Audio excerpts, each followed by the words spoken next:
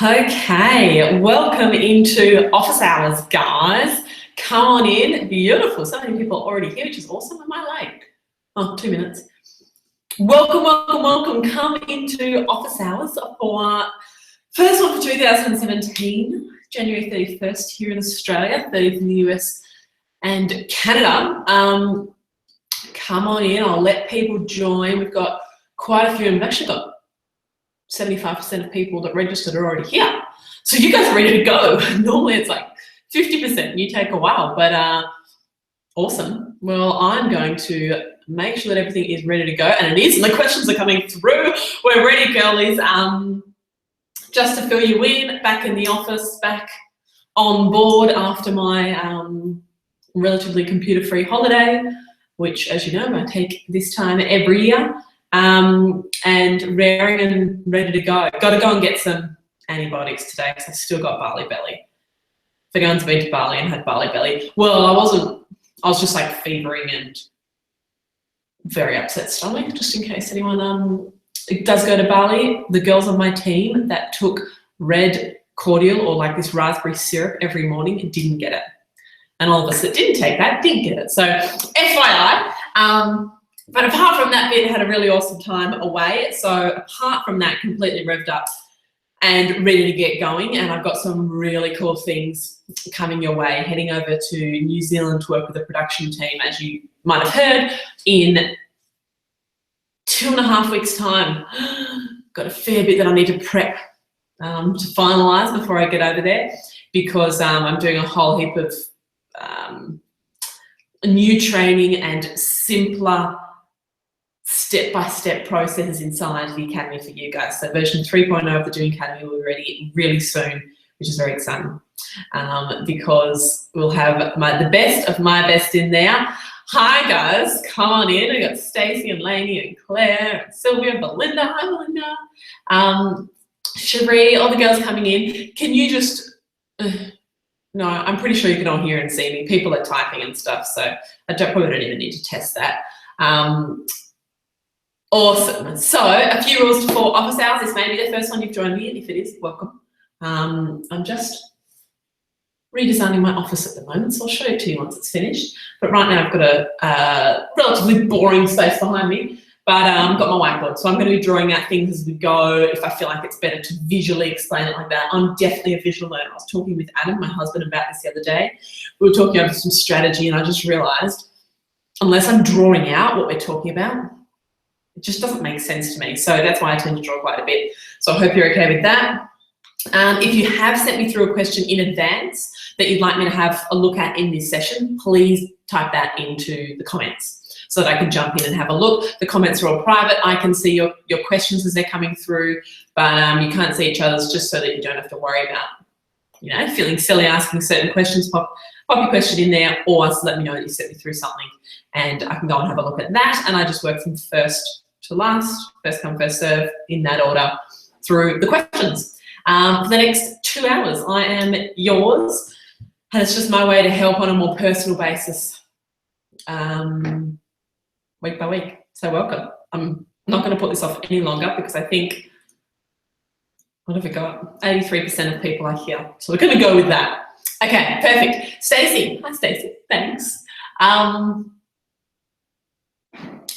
Probably did. 1 second. Sorry. Should have had the pre-questions up, ready to go. Stacey.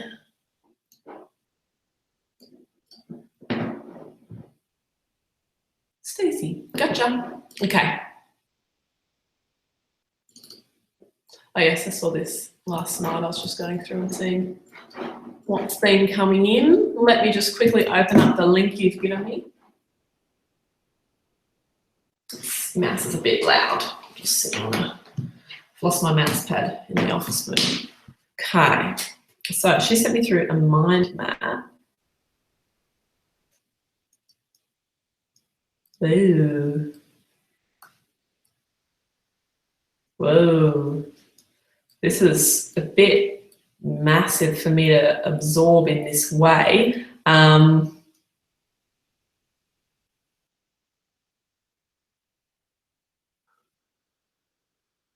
Sorry, I'm just trying to read Stacey's phone. Okay, I've just got to the top. I don't know if it's the same for you, but it's like all over the place for me.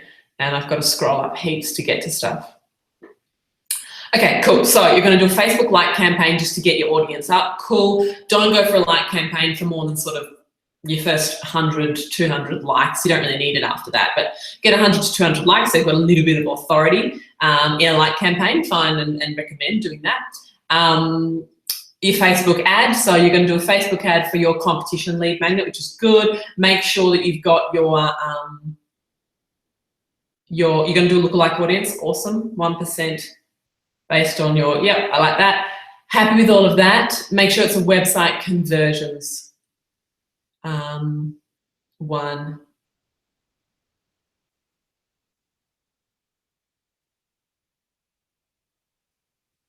Cool. Cool, happy with that. I'm just quickly looking at her ads. It's good, you've made it pop with that colouring. And looks like you're averaging $1.60 clicks, which I would definitely like to see closer to 50-cent clicks with this.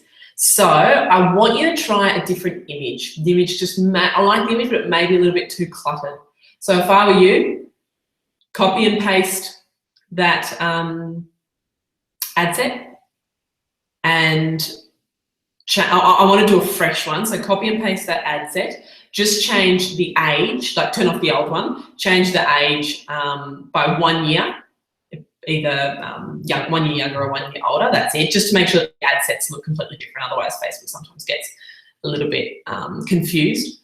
So just change, duplicate the ad set, change the age demographics a year older or a year younger, just literally 1 year, that's all you need to do. And then everything else the same, just swap out the image.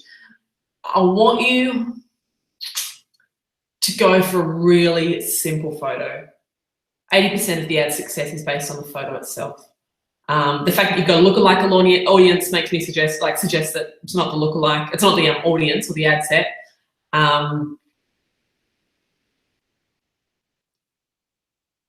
Yeah, that's what I'd be doing. I would probably take off one of your questions as well.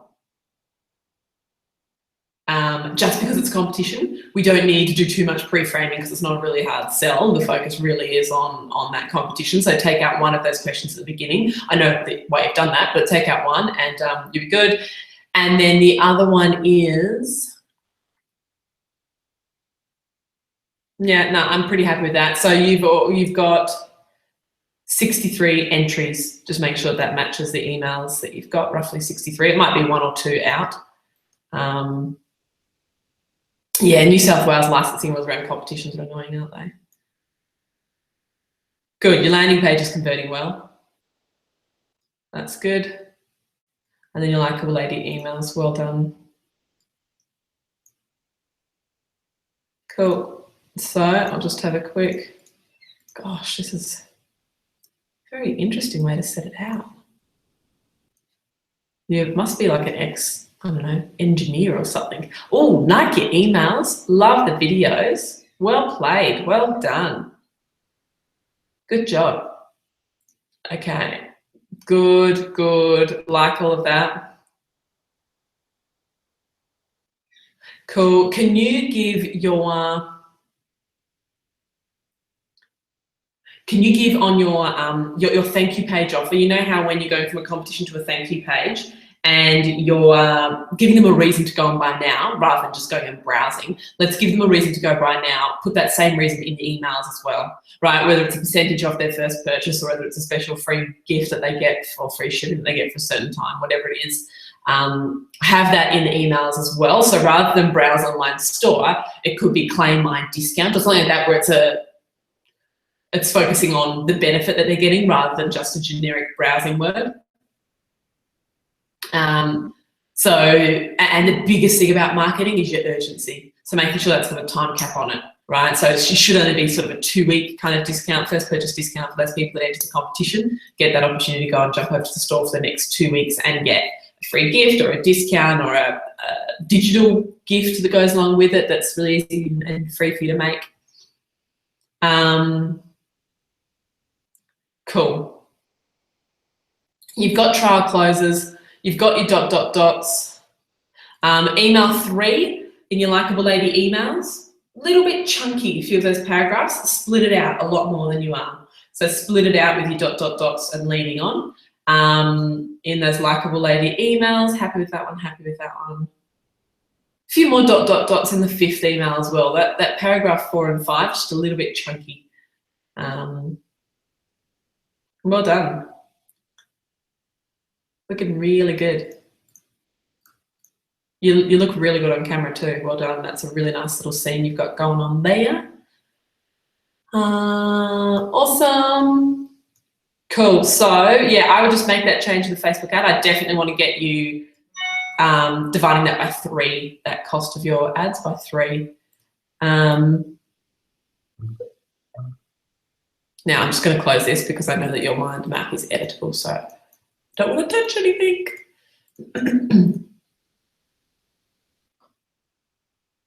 69 cent likes is pretty good, so I'd be happy with that, but $1.65 conversion, probably a bit low, probably a bit high in terms of cost. Awesome, so just play around with that little bit on the ad, and you know usually quite quickly what's working and what's not. In the first sort of 3-4 days, you'll know, not even, in the first 48 hours, you know whether it's performing as the same or better than the old one. Definitely. Okay, next question was from Claire. Should I autoplay the videos in my funnels? In my funnel, and is a thank you page video, an upsell video, and then a video for those who sign up at the end of the funnel too much? No, not at all. So she's got her her first landing page, which she hasn't got a video on, which is fine. She's then got her thank you video, like thank you page with a video on that, an upsell.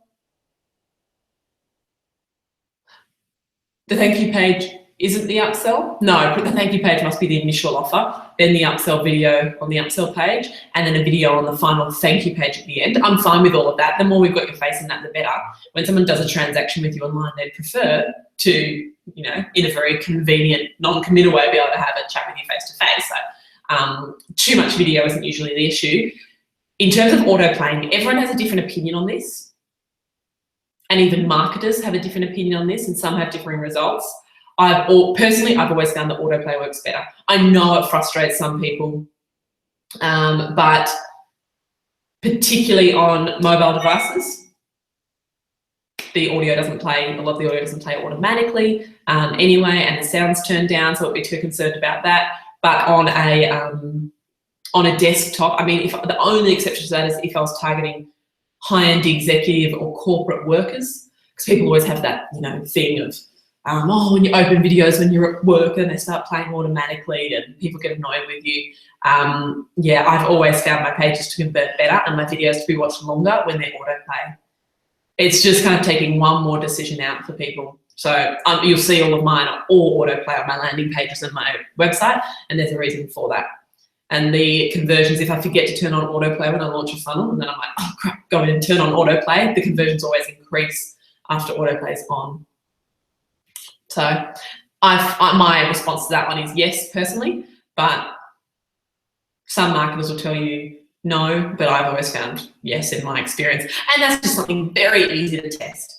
Make it autoplay for a week, you can see in Wistia or Vimeo or YouTube, you can see how long they're watched for. So autoplay for a week and see what the engagement is, compared to turn off autoplay for a week and see what the engagement is. It's all something that you can easily test, but that's my experience.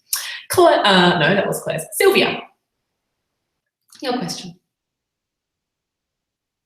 Let me just grab it.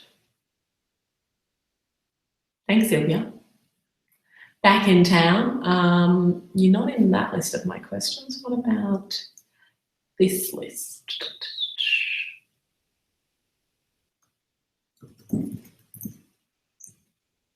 I'm going to have to put a quarter by surname. Can you just put your surname in, Sylvia?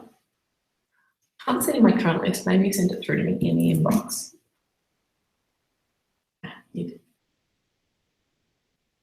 Cool, got it, ignore me, got it. Okay, so turned a new funnel last night. Woohoo! Look, so you've got a self-liquidating funnel. So self-liquidating funnels. PS, if you literally, this is your first few weeks in the Doing Academy, don't stress. This is literally, some of it's quite advanced, and you'll see all of this as you go through the training. I'm just helping out people that are at different stages of their business, of their funnel and their business building. Gee, I wish I could make this brighter. It's just reminded me that I don't have my light on my face. It's a little bit dark. I don't have my proper lights today. I just remembered. I have to get them for tomorrow. Okay. So you've given me your example.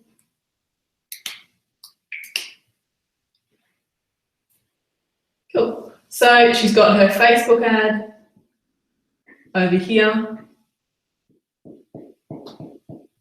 That should go through to a case study, good. So her lead magnet.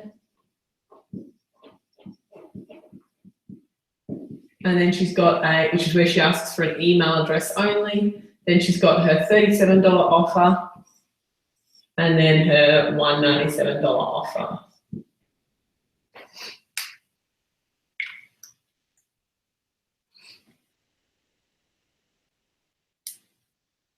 And, okay. Can't really see the results. How can I view this a little bit closer?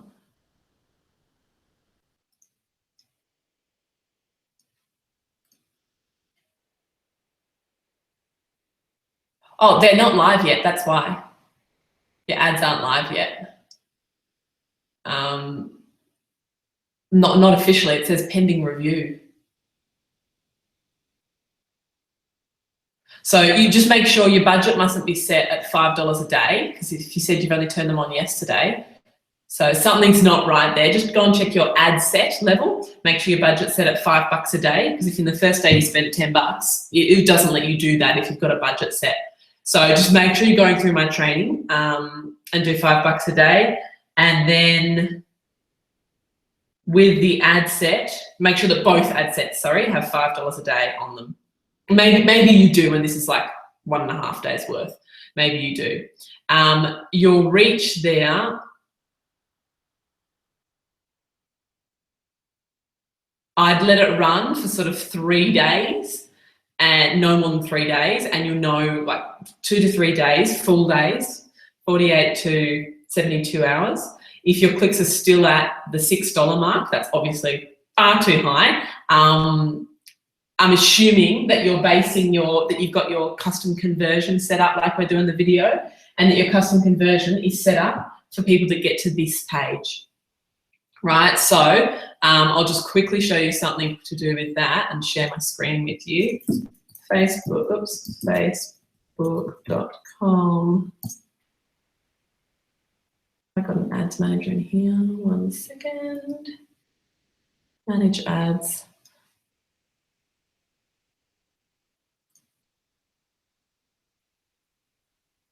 Turn on.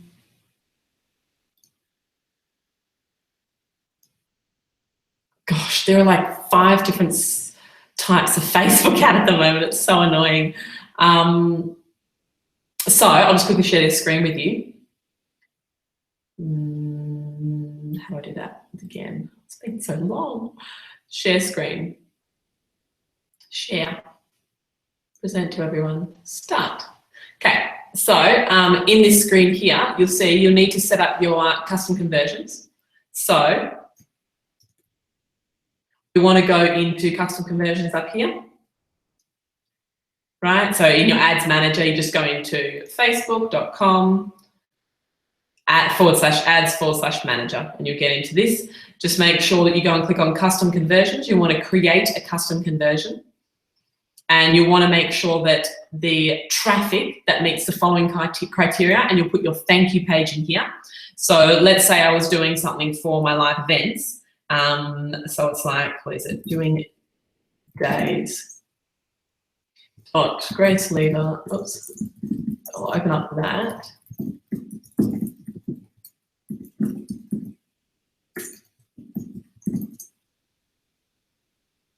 This one, yeah, cool. So have a look at this for me for a sec. Oh, this is an old landing page, but They come through to this page here, right? This is where I'm sending them to from Facebook. However, so this is the link that I've got in the Facebook ad itself. However, then I don't consider them to be a success until I get through to the second page. As soon as they put their email on this page here, they go through to a page where they actually finalize their order. So it's this page here that I want people to get to. Therefore, I consider that a conversion. So I'm going to insert that URL in here and just go to the front and take off the HTTP bit before it. Right. And then you can choose a category, just one that makes sense to you. Maybe I'll call this a lead. Right. In my live event funnel, I actually do it after the ticket sale, but most of us do it after the first page. So we hit next, custom conversion. Name it. So that this particular conversion itself is for everyone that got to the confirmation, like the order form page. So this means that they've registered interest in Sydney event or something like that, right? Create. So now when I'm building my ad, I'm in here and I'm building an ad. I might be building a conversion ad. Well, I am building a conversion ad. Sydney event, continue. And I've got an ad set. You're using a lookalike audience, so you'll be choosing that from your custom audiences, which is great. Otherwise, setting your own demographics. Hit $5 a day. And maybe this is, Australian people aged over 18, we'll say. Oh, I'm sorry, it's up here. Hold on. Should be up here. Oh no, I have to refresh this page. But once you refresh this page, you will see, what did we call this? Registered interest in Sydney event. I should have refreshed that page before I went into it. But you'll now see registered interest in Sydney event pop up as a conversion. Okay, so that's really important to make sure you do it in that way and make sure that you've got the conversion in there in that ad set, because now we'll optimize and try and get as many people as it can to get to that thank you page. So that's really important. Just make sure that you've set it up. Your screen sharing, stop screen sharing. Make sure you've set it up so that people are optimizing, your Facebook ad is optimizing towards the thank you page. So double check that you've got your thank you page in there in your custom conversions. If you've done that, there's an issue with the ad itself. Let me have a quick look at it. Oh, I have a few ideas why. One, can you take out limited time only in the grey text? Just take that bit out in the light grey text, and that's called the URL description down the bottom. Take that out. And then I want you to watch some Facebook training that I'm putting together this afternoon. It should be out tomorrow in your inboxes. I want you to watch that just to do one more version. Make sure you've got your audiences correct, but once you've done that, do one more version just with a couple of tweaks that I'm going to show you in this training. But you've written most of your copy the way it should be written.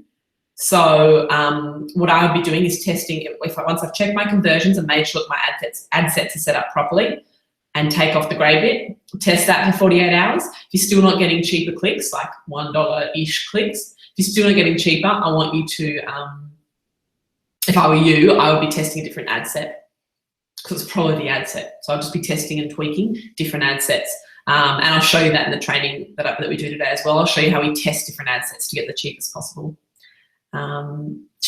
clicks, and basically within 48 hours be able to know what our ideal ad set is quite quickly, which is super helpful.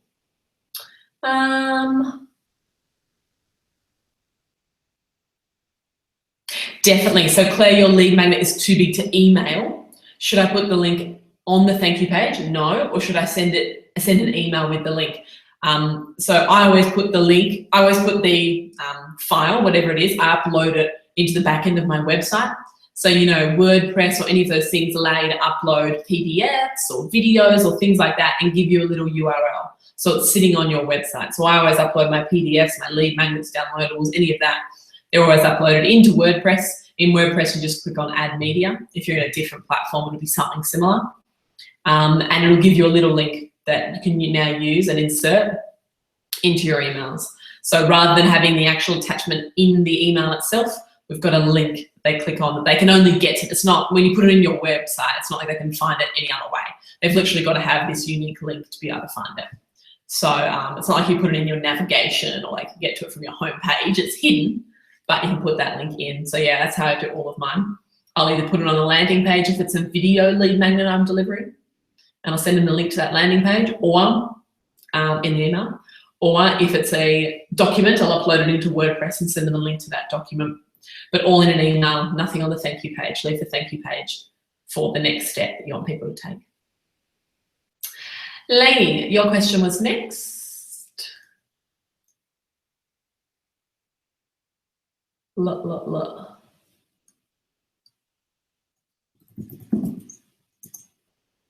Must be in my inbox, I reckon.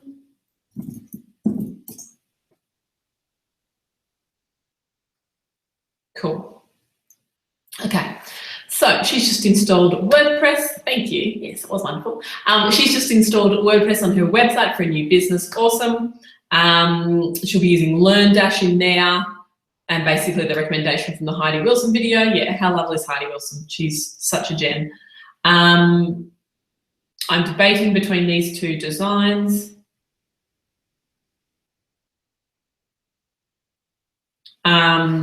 Yeah, whatever you like the look of, just making sure that it's not too image heavy. Let me just have a quick look at this one.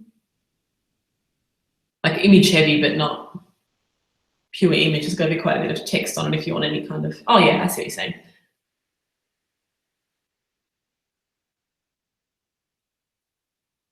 Yeah, these look great.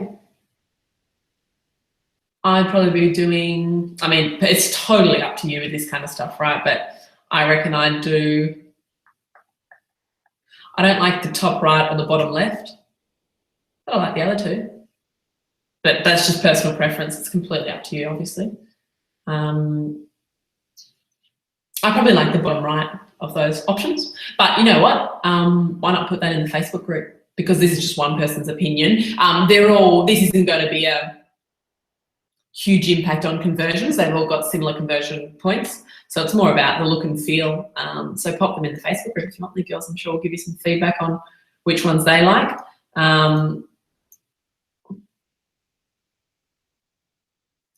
You said the same as me. Didn't even look at what you'd said. And then your landing page.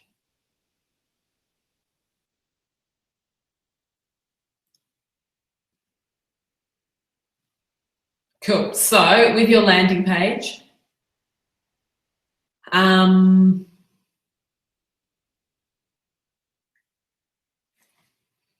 looking good, just a little bit boxy. Can we round out the testimonial boxes? Just round them out a bit so it doesn't look so boxy. And is there any way of getting a photo of the people that are giving the testimonials? They just convert much better and are read longer if the testimonials have a photo or a video. So the videos are harder to get, but if you've at least got a photo of Carolyn, Corey and Laurie, that would be great. Popping that up. I just did this thing on my Mac. I don't know if anyone's done this before, where it zooms in when you press something on your mouse. Gosh, it's annoying. I don't know how to stop it. See, you don't need to be super techie. The only other thing I would definitely have, if this is a sales page, just saying that it is a video at the top. To be honest though, hold on, when they sign up, what happens? Sign up. So when you sign up, nothing happens. I'm assuming you know that. When you sign up, it just scrolls along to the bottom. So make sure that you click on the button and choose where you want them to go once they sign up, either to another URL. So you're sending people from Facebook to your webinar, right? You've got a webinar funnel. In the webinar, so they register on a webinar registration page. They go on then and watch they get to a thank you page. Thank you page. They then, when it's time, go and watch the webinar. This is you in the webinar. And then they really need to go straight to an order form page.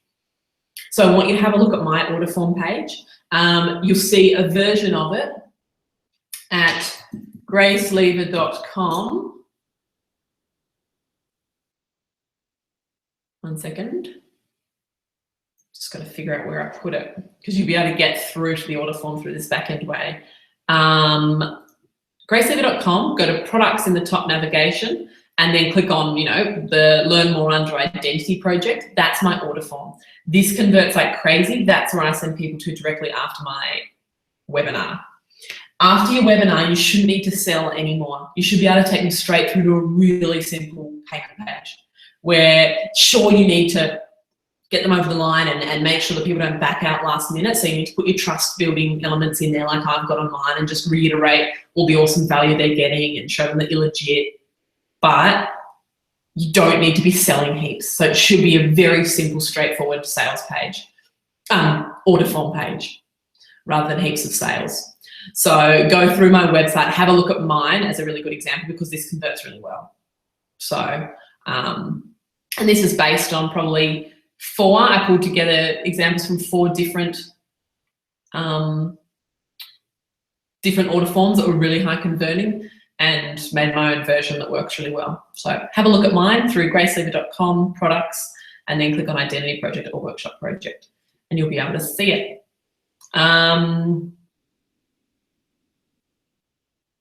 Is that the main question? Yeah. Oh, and your registration page. Let me have a quick look.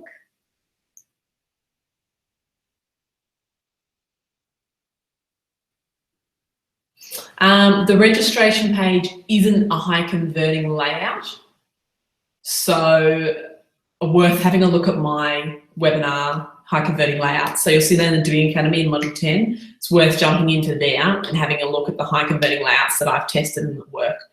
I don't guarantee that this one will work because it just doesn't align with any of the high converting layouts. Yeah, so double check mine, have a look at mine, and even you're using Easy Webinar, I believe. They'll have high converting templates that work, and you can usually rank them in order of the highest conversions because they're tracking them for the people that are using them. So Webinar Jam, Easy Webinar, Stealth Webinar, ClickFunnels, all of their pages are the ones that are ranked as high converting landing pages tend to work best. This one, the arrow doesn't relate to the button. The image is too big without saying enough at the top. The background color is quite hard to read what's on top of it.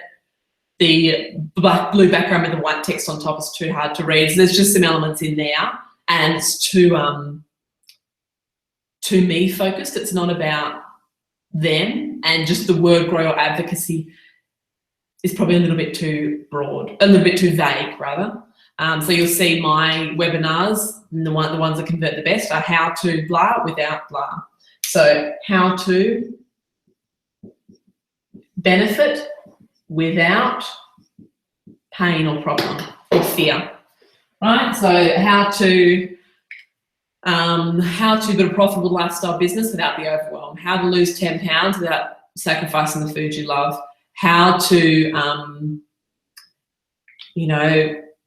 how to raise money, or how to sell 5 figures at a live event without sounding sleazy, or how to, those kinds of things works best. How to benefit without negative pain point fear. So yeah, and PS, just for girls in case they're worried about copying me, I don't want you to copy me, but every template that I give you and every layout that I give you because it's converted the best. So I've tested all these different versions, and the one that I'm giving you is the highest conversion rate. So whilst you've got to change the words and you've got to change the image and the coloring, the layout itself is high converting for a reason. Like the actual layout, the size of the button, the size of the font, the layout, the look and feel of the page converts for a reason. So I had some girls at the Doers Weekend Away at the competition in Bali, 4 of the girls I took over, and they were all just confirming with me, when you say model off mine, how closely can I model? Because they were taking my pages and totally tweaking them and making them their own. And I was like, too much, where they're actually losing the whole power of the page. So they were quite shocked. They're like, are you sure? I feel like I'm copying you. And I was like, no, I am flattered when people take my landing pages and use them as they're supposed to be used, right? Which means, yes, you don't copy me flat out. Don't use pink and blue. Don't say the word doing days or, you know, don't do videos identical to mine, but have the same look and feel and flow. Just literally swap out to have your own logo, your own colors, your own words. But if the button's there, keep the button there. If the video's there, keep the video there. You know what I mean? I can't be confident in other layouts because they haven't worked for me. So I'm not going to teach them to work for you. You know what I mean? So it'll just save you a whole heap of time. That's the whole point, because I've done it all. A whole heap of time and money. Don't copy me, but please model me closely. The girls at the doing retreat in Bali were like, "Are you sure?" "Oh, that's easy. Like, I can model off yours that closely if you're okay with me doing that. I just didn't want you to be offended." I'm like, no. Do it. That's good. Okay, Cherie, your question.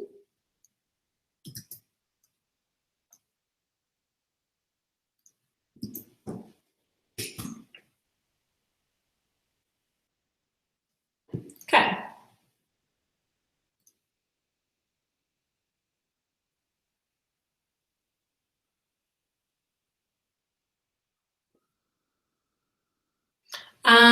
Yeah, so you want who I recommend for the Australian-based law firm.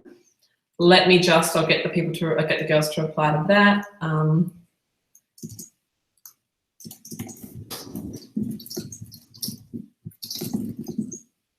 Cool. And then the other one was, oh yes, I saw yours.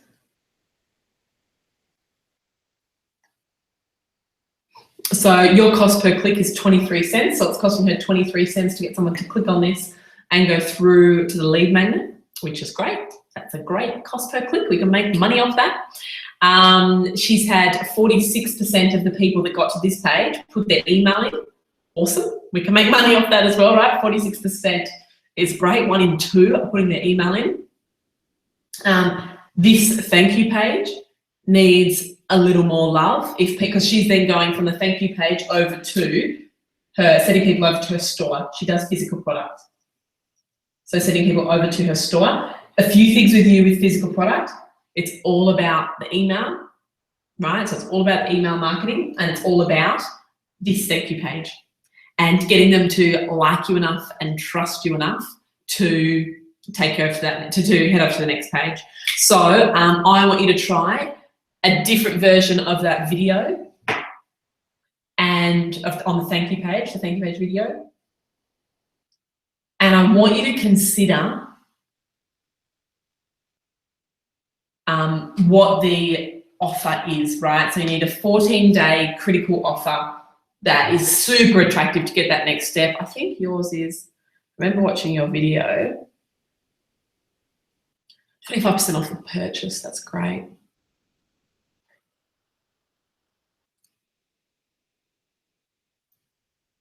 Let me just have a quick look.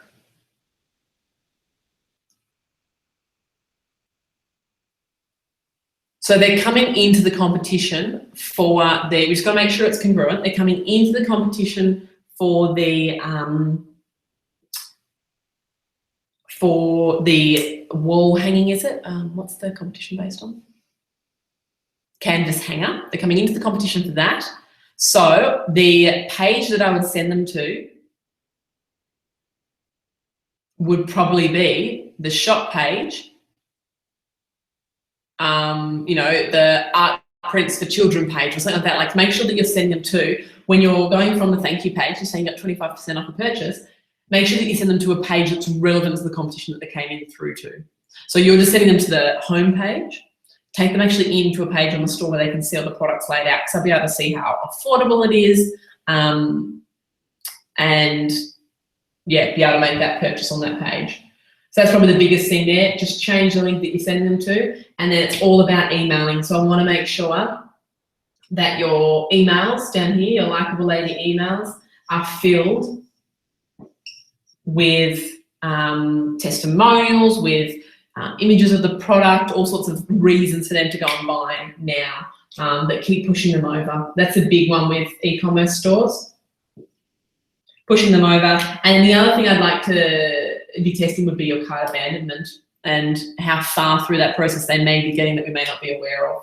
But if your page is converting in other ways through Etsy and things like that, then I'd focus more on this. If you can ship internationally, which you can, sorry, you're in USD anyway, can you please go on to, this is a perfect one for you, can you go and have a look at my Pinterest session with Christy, which was, hold on, let me just try and find it. This one here, I'll just grab it for you. Oops. Holiday Christy. Yeah, I think that was. There it is. I'll just paste this in for you here, Cherie. That one's awesome for Pinterest with things like what you're doing. Unfortunately, Pinterest isn't available to advertise yet in Australia. It's only US, Canada, and UK, so you've got to be able to be a business that's selling over there. But in your case, you're good because you're in, I just noticed you're in US dollars, so that should be fine. Okay, Lisa, your question.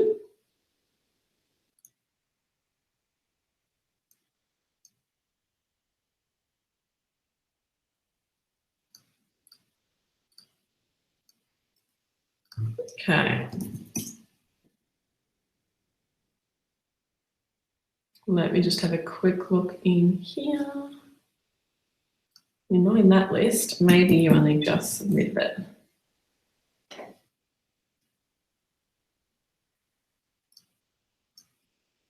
One second.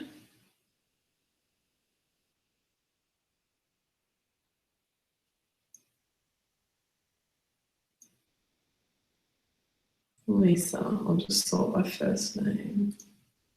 First name. Look. Can't see you in there either. Can't see you in my inbox or in the forms that you submit for your questions. Maybe just pop your question into the chat box and I'll be able to help that way.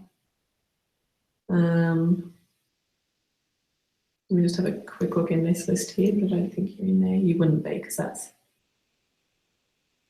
Nah, you're not in there either. No. Maybe just pop that question in here, Lisa, because I can't... Yeah, can't see it anywhere in my lists. Anita, or maybe put your email address. If you emailed it to me, put your email address so because I'm searching for Lisa, I can't see a question.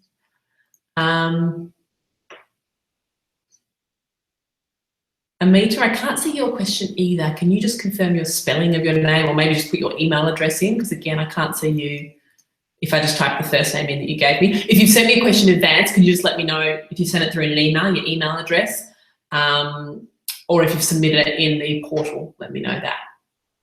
Because it's just a bit hard to find you if I don't have that. Next question is from Megan.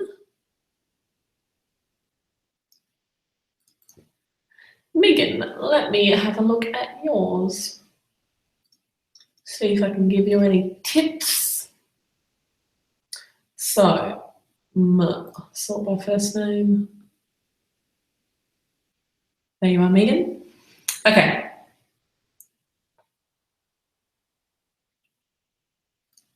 Cool. So, your numbers. Where's that download just gone?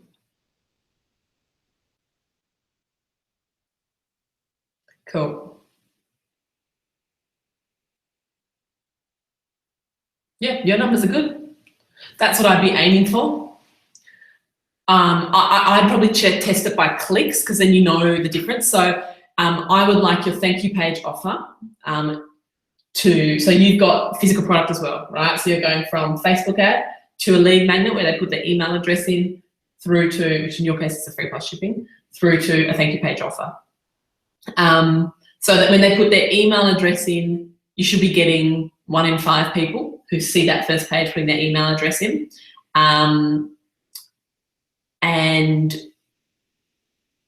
my only thing is if you've got a free bar that you're sending them, Is this a free plus shipping offer? Oh yeah, free plus shipping. So you'll need the page where they put their email in to kick it off, and then the order form page will actually type in their details to actually pay for it. So you'll tend to find 1 in 5 will put the email into here, and then you'll take them through to the actual payment page. And on the payment page, you probably have somewhere between 25 to 50% will stick and stay through that process. So let's be conservative. Let's say around 30% of people. So 20% of people that see this page take you up on that. 30% of those people that get through actually complete and finalize their details. And then we take them through to the next offer. So it can be an upsell offer, it can be a purchase off the store, but it tends to work better if it's an upsell or subscription offer. Right, so the next step up. So therefore, if you've got 1,000 people clicking, then you've got 200 people giving you emails, just based on this scenario. We just start with $5 a day, but 1,000 people clicking, 200 people giving you emails, and 30% of those, or 60 people, that actually end up placing their free plus shipping complete. And then it will all depend on your next step here as to the price point, what you're offering them.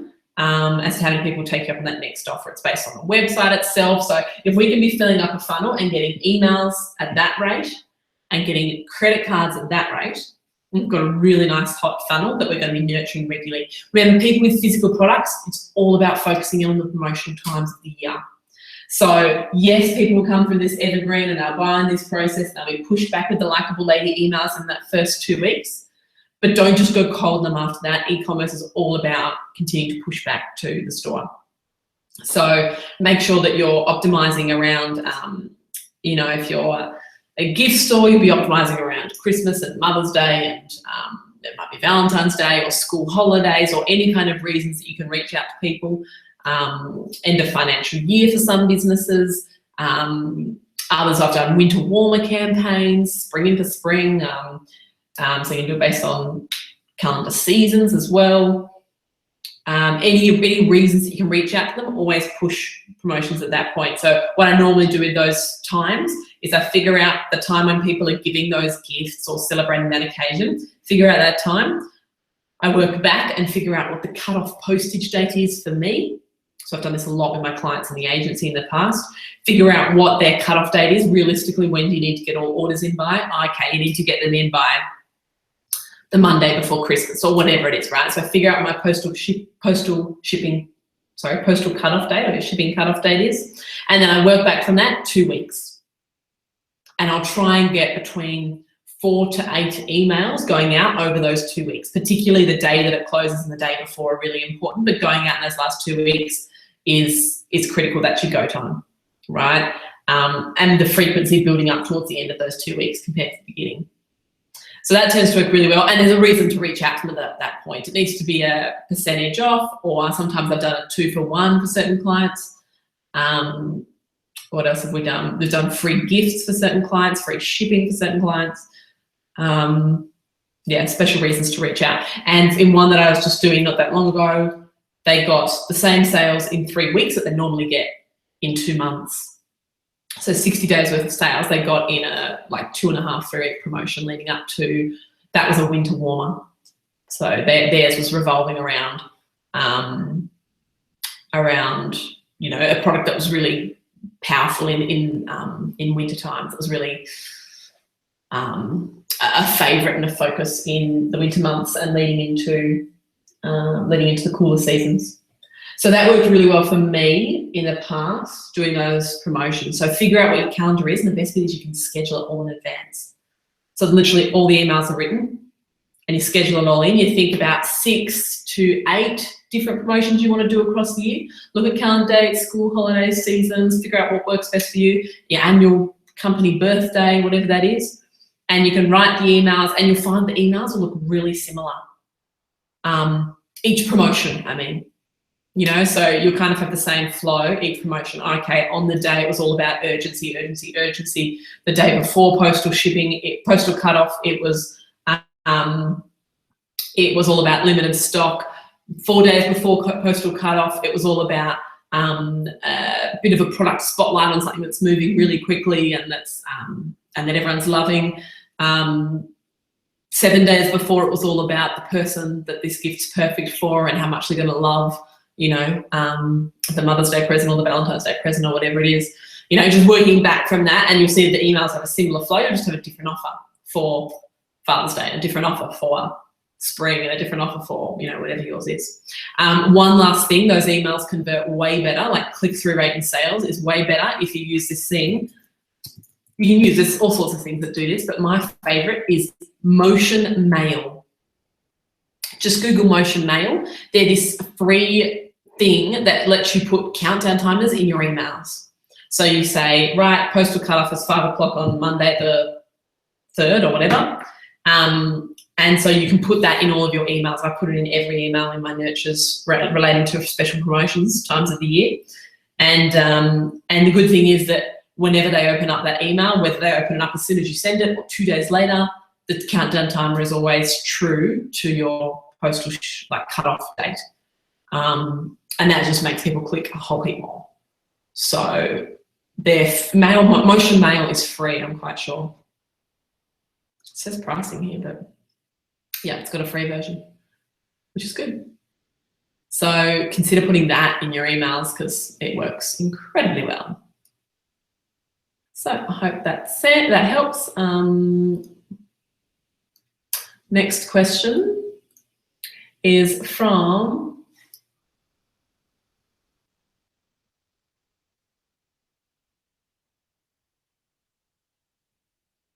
cool. Next question is from Angela, just having a quick look at your thank you page.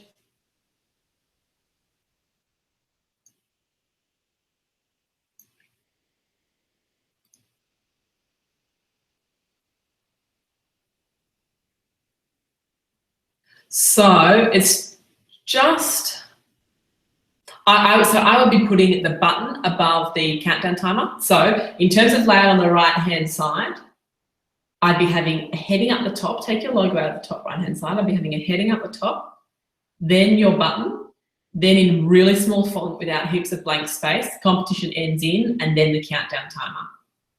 And then right down the bottom, like us, and so on. Because the only thing is if they, yeah, like that 1, 2, 3, that process is really good, but the button definitely needs to be higher. Because right now it's like the button's obvious, but it's focusing in on the countdown, which is good, but it works better if the countdown's directly below the button. The only other thing is the button, to me, it looks really cheap. I think it's the text and the fact that it's not rounded. It doesn't actually look like a button. So if you can just make that look more like a button, have a look at any of my buttons on, it's normally the corners are rounded. There's not as much blank space around the text, and the font's more of a strong font rather than a old text font, if that makes sense. And if you can put an arrow or some sort of icon that show that this is a button. You know how they have like the perfect buttons are normally, this is not a good example, but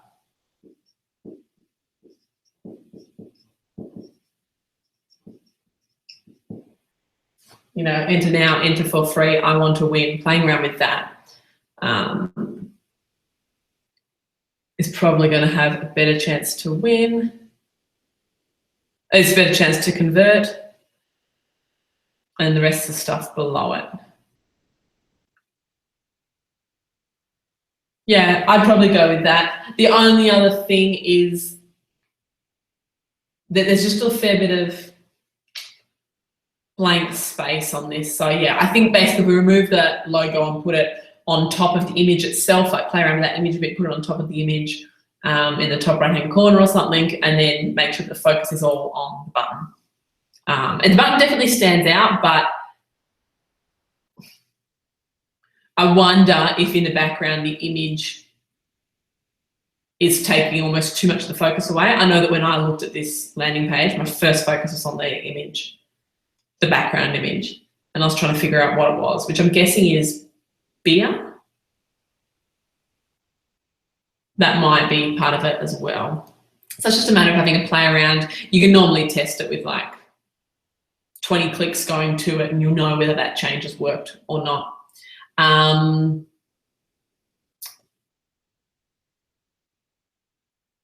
Now,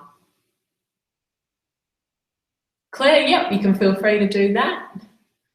Liv, let me have a look.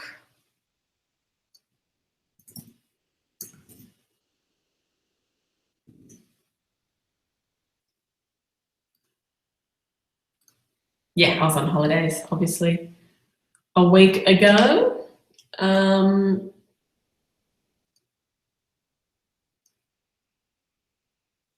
Okay, let me have a look at this.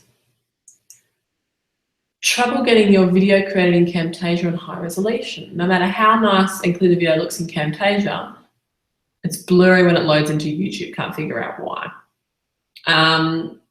So the biggest thing when you're exporting it, just export the highest quality.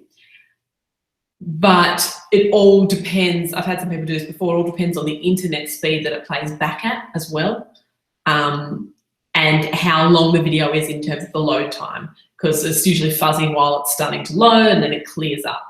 So show me some screenshots of what it looks like. I think you're being a tiny bit of a perfectionist. I'm not, I wouldn't be concerned about that at all. And I tend to find, because the higher quality that you export it at and import it up in, into YouTube or Wistia or Vimeo or whatever you use, the higher the quality, the higher the internet required, and the more chance you've got of people not having, particularly in Australia, not having internet fast enough to watch that video in high quality anyway. And it loads too slow because the file's so big. So I definitely don't see huge drops in conversions. I actually had to change just little things, like even some of the videos in my portals. I've always got it so in the bottom right-hand corner you can change the quality, but I had to drop down, I had to make the default a low quality because people were frustrated that it was taking too long to load the videos because their internet speed wasn't quick enough. So I default to a low quality and then people can raise the quality if they want to. So there's similar kinds of things apply, particularly with Wistia. If it takes too long to load a video because it's such high quality, I think you're caring about this more than most other people watching your video will. So yeah, I would definitely not be wasting time on that. I'd be getting it up there and getting that baby live. Start setting some traffic to it and making some money. Cool. Belinda, do Facebook robots or staff check our landing pages photos? Both. So if you're submitting ads during the morning US hours, it'll typically be looked at by, like that, you've got more of a chance of it being looked at by a human who makes that decision. But in most cases, it's robots doing the scan. It'll be rare, but it happens occasionally that a human will be looking at it, but in most cases, they're robots that look at your ad, decide whether they like it, and then look at your landing page and make sure that there's nothing offensive on that.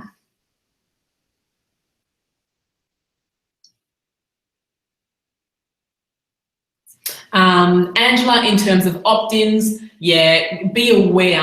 She's like, people entered for the competition. Am I still okay to send them stuff about other elements? That's something that you need to make sure that you check because it's different in every country about the relevant law, relevant email marketing law. Obviously legally you have to have the unsubscribe button at the bottom of all of your emails, but I just usually make it pretty clear in that first email that I'll be keeping in touch with them.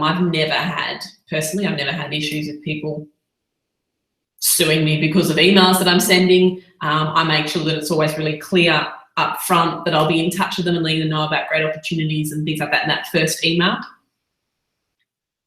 And the unsubscribe button is really obvious down the bottom, like it's always there. And as soon as they unsubscribe, they're never emailed again. It's impossible for me to email them again.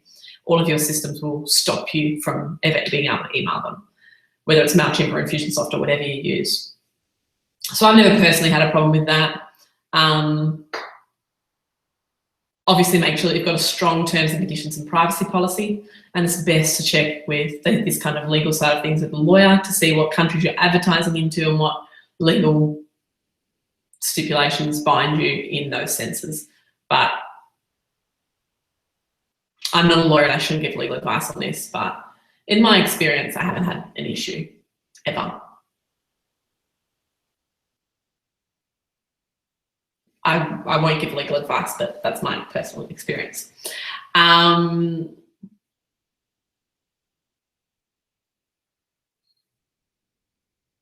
Monica.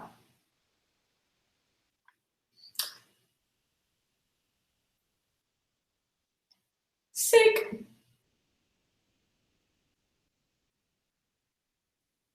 Weird. So Monica's was working really well for 40 bucks. She was getting emails, plus she got a consult for a program, which is great, but now she's not getting anything from it. Weird. The link that you've given me, can you just maybe email me a screenshot instead? Because the link you've given me doesn't work for me. Hold on, maybe I'll copy it into a different browser and see if that works.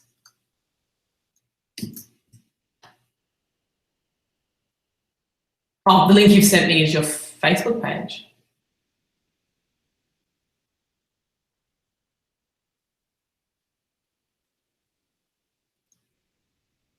Are you talking about the post on your Facebook page? And if so, have you got a website conversions ad for it and not just boosted the post? A big one with this one too, you've got heaps of white space on your landing page. So remove all of that white space up the top because it's, yeah, definitely way too far to scroll to opt in on this particular offer.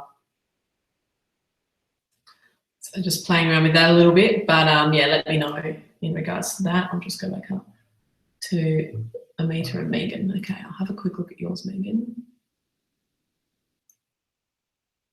Refresh.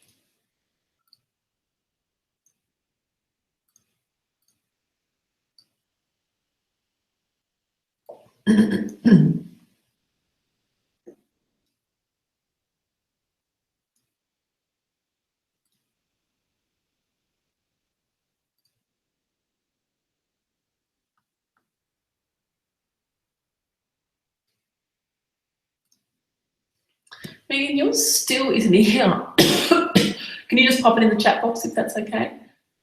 Because I can't see it in the office hours questions. Just pop it in the chat box in this chat here and I'll be able to answer it. It's definitely not under Megan. I can't see it there. If Megan is your first name, which it must be. Yeah, I can't see it there anywhere. I've got quite a few questions, but I've had a good look and it's not there.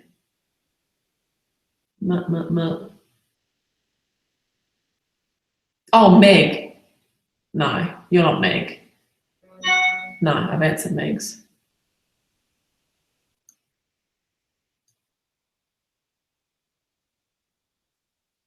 I've got Marsha, Melanie, Melissa, Michelle, and then on to Naomi.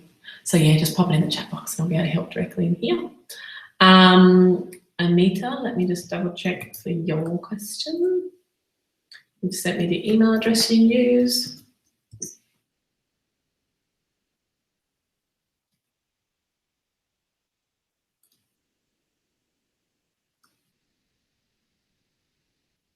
Still can't see it. Why? I don't know why. I've got like heaps of questions and they're all coming through, so I'm not sure why you guys, your emails aren't coming through, but hold on, I'll just check spam. No, there's nothing in spam. Can you guys just put your questions in here? It'd just be way easier. Just pop your questions into the chat box and I'll be able to help with that.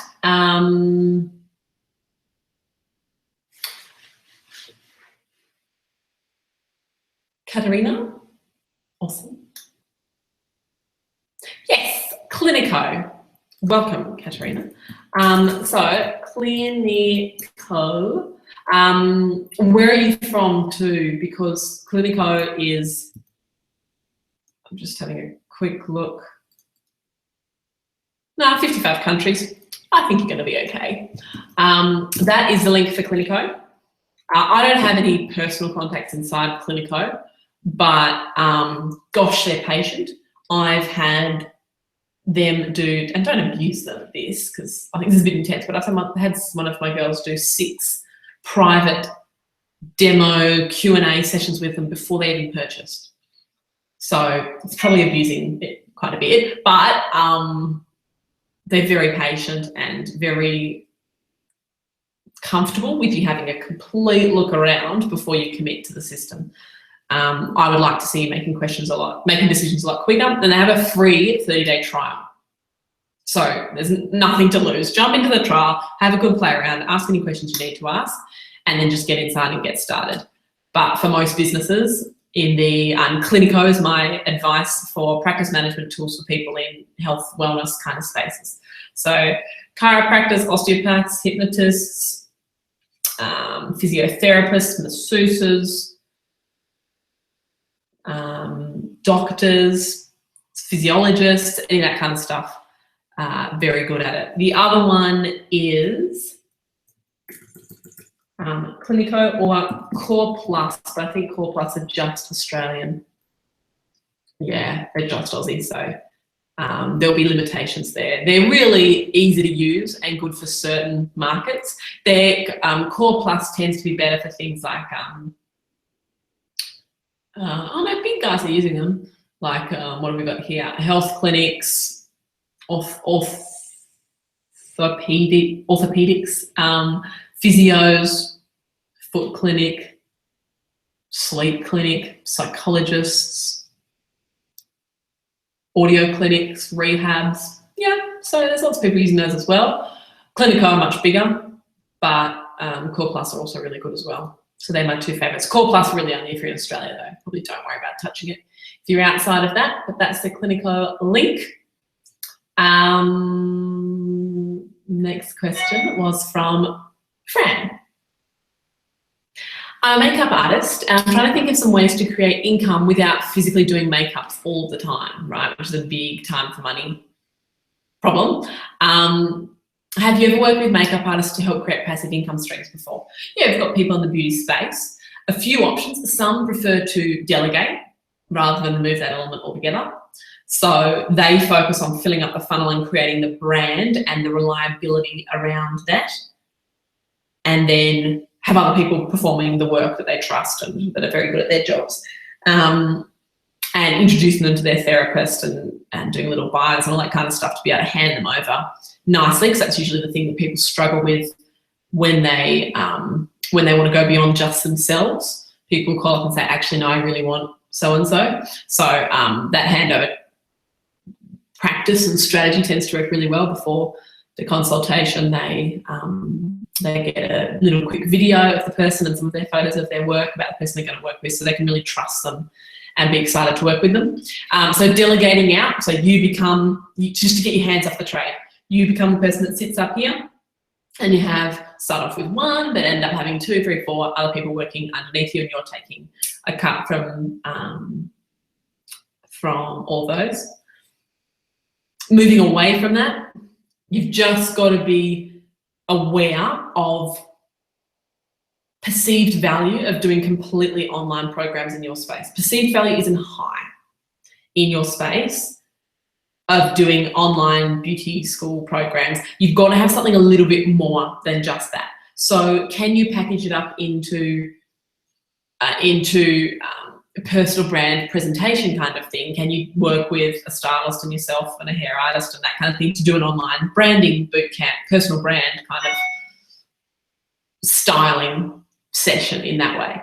Or if it were me, I'd probably move into makeup artistry classes and teaching people. I would teach domestic rather than actual makeup artists. I'll be teaching that more sort of residential mass market people how to do running makeup courses and classes for people and doing more of a live event model tends to work really well as well, just to get your hands off the one-on-one time for money conversions. That way you can do one to many, or having some sort of online program where you really look at the perceived value of it. Otherwise, perceived value of just teaching someone how to put their makeup on, not very high. Going to have to be a really low cost and therefore really high volume of numbers to make that financially work. Or the other option people go down is getting a huge following through Facebook and YouTube and all the things that I teach, and selling promoted posts. So if you've got 500,000 people in your reach, you know, like between 300,000 to 500,000 people in your reach, you can normally get between 5 and 10 grand every time you post. So if you're doing 3 posts a day, you can make really good money out of posting other products and being a, you know, the blogger, social media influencer in essence. So they're the ways that I would go, but I would probably either delegate and create a team, or go coaching, go on classes, face-to-face classes or events. Yeah, to get your hands off the trade. One thing that some of my girls have done too is taught other people how to run their own makeup artist solo business. You know, once they get to a certain point where they're doing quite well and they just really take their hands off the trade and get off the tools, they'll then teach other people how to get to that point that they got to, you know, and really doing that startup stage. Stay-at-home mums, back to like return to workers, people looking for lifestyle changes, really passionate kind of beauty followers, getting those guys, helping them set up their first makeup artistry business, and teaching them how to price, the equipment they'll need, the branding, like how to brand up their business well, a bit of the funnel of how to actually attract clients, loyalty, all that kind of thing. I don't know about you, but in my area, gosh, it's in high demand. If I call up 3 days, even 4 days before a photo shoot that I've got or a filming day that I want to do, if I call up 3-4 days before, I've in the past called 15, 16, 17 places and not been able to get in. Completely booked out 4 days before. So in my area, having a reliable service that you can turn to who has capacity is very attractive. And I would go back time and time and time and time again. So identifying people like me in the community is a very important part of that, and making sure that you're continually catching up through text and email automation. Lisa.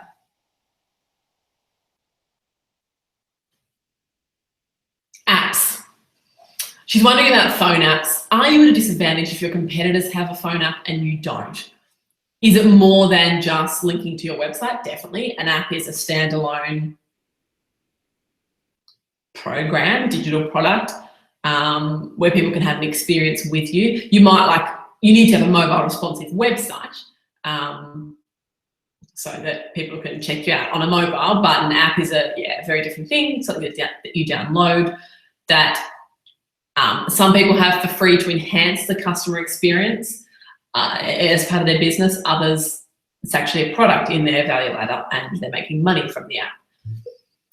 I haven't touched it yet because I have found the cost to be far too much and not something that I want to invest.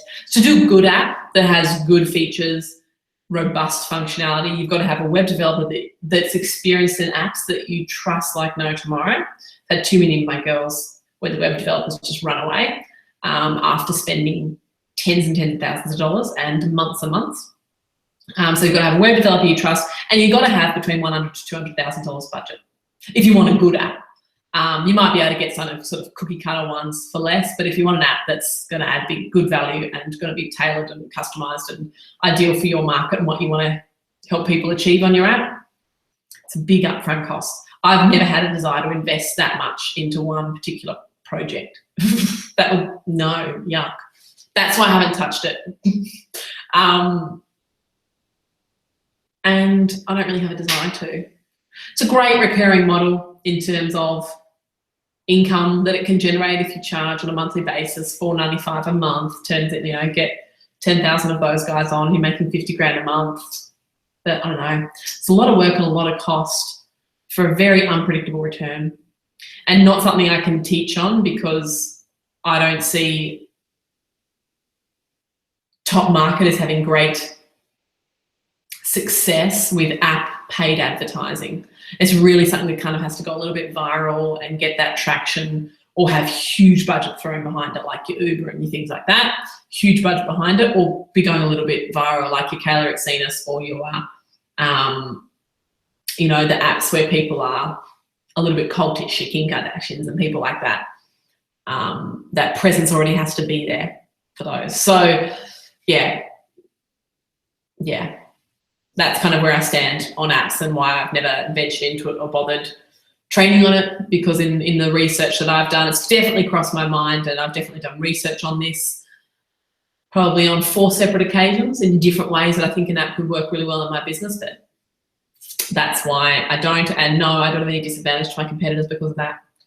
You can still make good 8 figures without an app, which is, for most of us, plenty. You mentioned uploading my lead magnet to the back of my WordPress site. Cool. All you need to do, how do you quickly do this? Because she's just having a squiz now. This is Claire. Claire, go into WordPress, left-hand side in the back end, you know, when you've logged in as an admin. On the left-hand side, you'll see your navigation. Click on Media, and that'll take you into the media. Hit Add New in the top left-hand corner, upload, and upload your file in. Once it's uploaded, you can then click on it, and it has a little custom link. The link will be very similar to what you name that lead magnet. So name the lead magnet, don't name it lead magnet, because the link will say, you know, graceweaver.com/WP-media, whatever, /lead magnet. So make sure that you name the lead magnet file a nice name, and then WordPress, left-hand column, upload media, add media, or upload media, and then hit the upload button and upload it.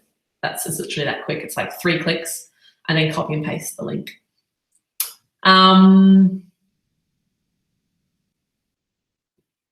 You good, Liv? Sure, Sherry. Yes, if anyone's just joined me and you've sent me a question in advance, email, pop your email address, or we've submitted it, into the chat box when you let me know, because I need to go and check those as they come through as well. So, Sherry, let me just get your name and try and find you.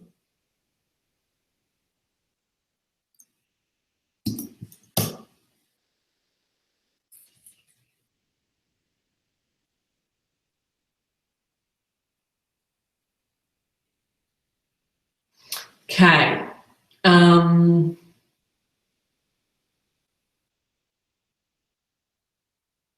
Wow, this is a really long email. The best way to get my support too, guys, is to make sure that you really summarize your questions, because it's just a bit hard to read through like 1,000 words, obviously. So I'm just trying to figure out what the questions are in here through a quick scan.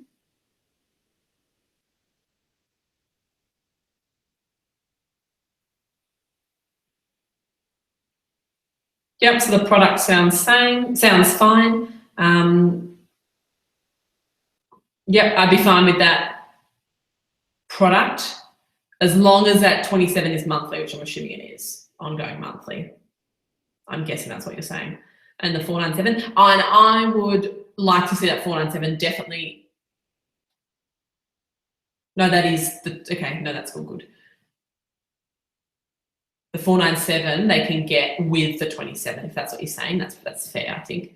Don't include a year's access to the membership in that 497. They've got to get that separately.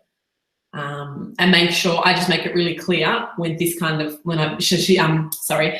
Charmaine is doing, for the person who's transcribing this, it's SHARMEEN. Charmaine is doing a workshop. She's offering a monthly membership opportunity and then a coaching element. Monthly membership is 27 and her coaching element is 497 for 3 hours. Make sure that they can't get the coaching unless they're a member.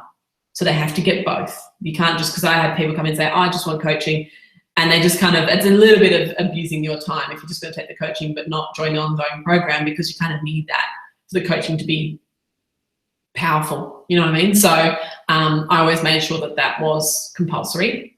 You had to be a member, and it's just not fair. You only have so many of those coaching hours available, and it's not fair if members miss out and random people get in. So that you need to make that fair for everyone.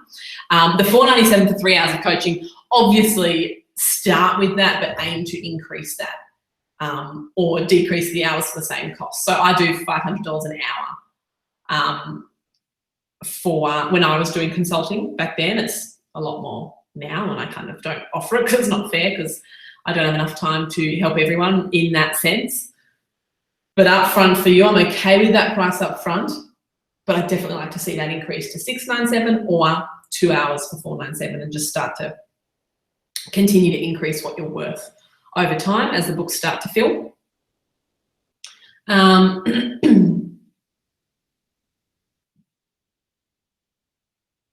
Correct, 100%, well done on what you've said about that. April 21st, yes, that looks good. Hold on, from the 2nd to the 6th in Washington, class size of 50. Your workshop should only be a half-day workshop as your first step. I hear you doing, oh, sorry, you don't mean 2nd to 6th, you've just said that, you mean 2 p.m. That's supposed to have a PM in it. 2 p.m. to 6 p.m, cool. Be aware that time is tricky for most, but in your industry, maybe that works really well. But I would definitely be testing a 9 till 1 and a 2 till 6 in time if I were you. What's the ideal class size in your experience? My first one, I just aimed to try and get to 20 people, and I think I got 18. Because it was, I don't know, I was really stressed for my first one, and that was plenty for me to have 18 in a room. And then I grew up to, my last one I had 137. And that was really intense, and I needed like 4 helpers in the room. And that was after doing 100 events. I was not intimidated by that, and a little bit excited by all these women in the room. So I got up to that point. 50 is a pretty high target for your first event.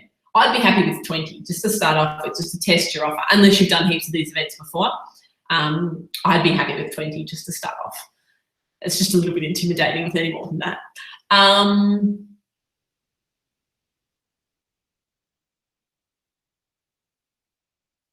Cool. Definitely include Facebook marketing as well as your current community. If I were you,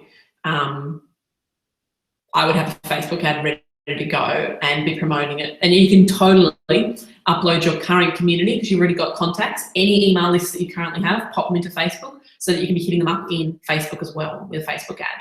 That's what works best, when you've got people getting your emails about your event because they're already in your email community, and they jump onto Facebook and get reminded about your event on the right-hand side or in the news feed. When you have those two working together and you're kind of hitting them from both sides, people can't help but notice you and make a decision as to whether they want to see you or not. Would I be willing to share the details of the web development team that you work with in the Philippines? Yes. I thought about that long and hard before I shared it. But these guys are definitely in the Doers book. So you guys all have access to the Doers book. I'm just putting the link in here for my web developers. So many of my girls have worked with Anna from the Philippines. I have some of their staff on full time working just for me, some of Anna's team members. But she's got a big team and she's been helping my girls. She's been amazing. I've had girls burned and I've had it myself. This is why I've been working with them for 5 years. I found them 5 years ago, and I've worked with people through India and other parts of the Philippines and all sorts of developers, and had just so many painful experiences. These guys are flipping gold. So I've had girls in my communities working with them who have been burned through so many other people that have got their websites up in no time. They've got quick changes and quick fixes made. I think they do 10-hour packages, like unless you've got a specific project, they do 10-hour packages and it's $10 an hour, I think, something like that, US dollars.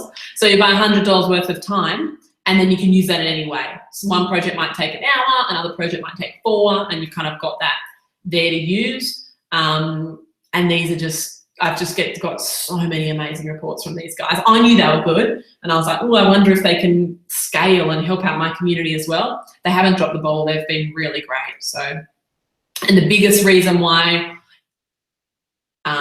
you'll have any delays is because you're not briefing properly, usually. So if you're having a delay or they're not quite getting the concept, it's because you need a better brief. So just review your brief, have a look at how you're handing information over to them and how you're instructing them, and make sure that that's really obvious what you're trying to achieve. And if it is, you won't have an issue there. So lovely and very good at what they do. So I hope that helps. And last question was, should I consider getting sponsors for the event? I've never done this. Why? I mean, I've been approached of people that have wanted to sponsor my doing days, and I've had a list of people that I could approach. I'm just trying to think of why we never went down that path. I think, that's right, we were looking at what some of the sponsors wanted in return, and it just defeats the point of a doing day or a workshop or whatever you're doing, defeats the purpose of it. You know that your workshop, right, your half-day workshop, the main aim is to be able to show people what's possible, because only so much you can achieve in 4 hours, and encourage them to take that next step where you can really help them, right? And people that have attended my doing day and joined me in my program are only too aware of how limited what you can learn, how beginner that has to be in the face-to-face, because there's only so much time, and how much they've learned since we started properly working together. So that's the main aim. Encouraging people to take that next step and realizing and deciding if that is the right step for them. If you've got your sponsors, they will usually want something in return. They will usually want banners, posters, things on the table, mentions in your emails. That just dilutes your message. And I wasn't willing to sacrifice my conversions and my impact and my relationship with people in the room by coming across as too salesy and sponsory and promotion-y. They're all words, sponsory and promotion-y. And I didn't want to dilute my message with theirs. So that's why I never took them on. And I started off with, when I did my first live event, I had 2 maxed out credit cards, and I've never got a mortgage or a loan or anything like mortgage my house or got a loan or any capital money to start a business. I've always literally started with nothing. Every time I've started a business, I've put the money that I've made into other things. So I started with nothing to give myself a real bootstrapping mentality. And literally the money that I made in the first event, I used to run my second. And the money that I ran in my second event, I had a little bit on a third credit card that I used for my first event. Not something I'd recommend. Maybe just go and grab a part-time job for a few weeks or get some cash together for your first event to be able to host that. But then that first event generated a little bit of money for me to use for my second. That generated a little bit more. So I've always been able to pay for myself and not needed sponsors. And as you'll see in the workshop project, my room's paid for before I walk in. So it's not like you're, really high risk or you haven't got cash in the bank for ages. It literally pays for itself before you even get to the day, so you can make it much less stressful. So yeah, that's my opinion on those and my experiences. Bum, bum, bum, bum.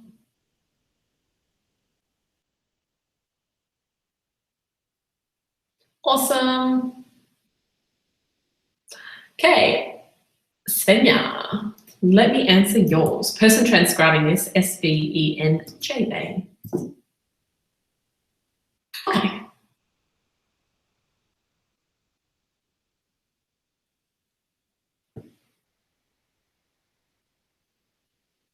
Oh, hold on. My copywriter's already replying to this because she's already responded to your likable ladies in an initial email, in a previous email.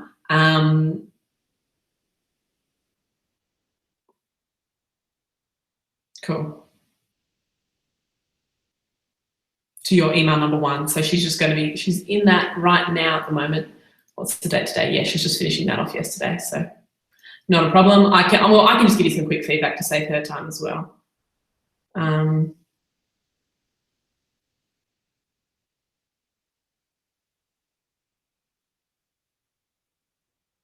Cool. Just try and make sure that in your first email, just try and relate to them a little bit more. Maybe asking a few questions. Are you someone who blahs? Are you, you're just you're talking about yourself, which is good, but I want to have you talking about connecting with them a little bit more, right? So maybe a sentence or two about asking questions. They're called trial closers, questions with a yes answer, and identifying their pain points. Are you struggling to blah? Do you find blah? And then the call to action in that email is too weak. It should be, what is your next step that you want them to take with you? Don't ask them to hit reply and reply away yet. What's the next step you want them to take, right? Because, I mean, you can put that in there, but you have to have a next step that you want them to take before that, if that makes sense. Email number 2. A PS, next time it's really good to put these into one document so that I can see them all in there.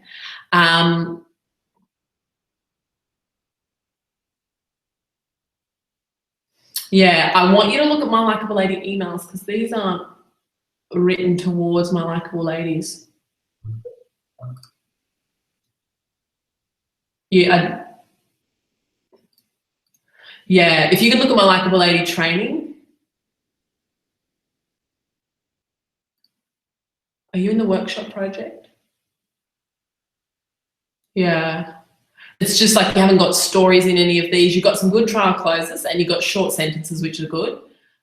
But I need more ... dots onto a new line, and I definitely need more, like I think you've just missed the story parts, which just make them more salesy and less relatable.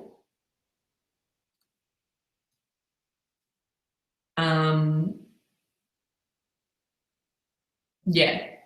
The call to actions are strong in emails 2 to 4. Call to actions are strong.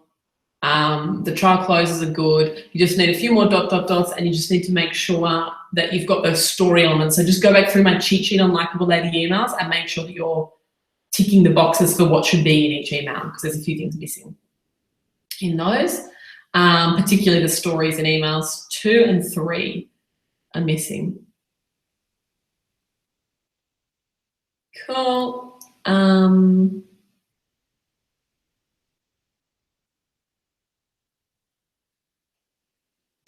In the 5th email, no, just mimic my 5th email in the Likeable Lady. It's just all about urgency. Don't give them anything else or talk about anything new, just all about urgency and filling up those remaining spots. Very few left. Urgency, urgency, urgency. Email 5 is brief.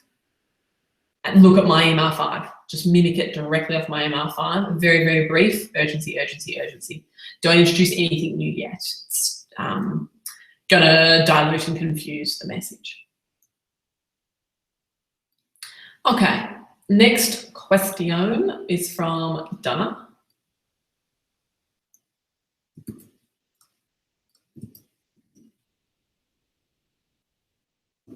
Did you get an email from you, Donna? Did you maybe enter it in, let me just double check if you've entered it in one of the forms. Office hours form in the portal. Let me check in here. Donna, there you are. Cool, so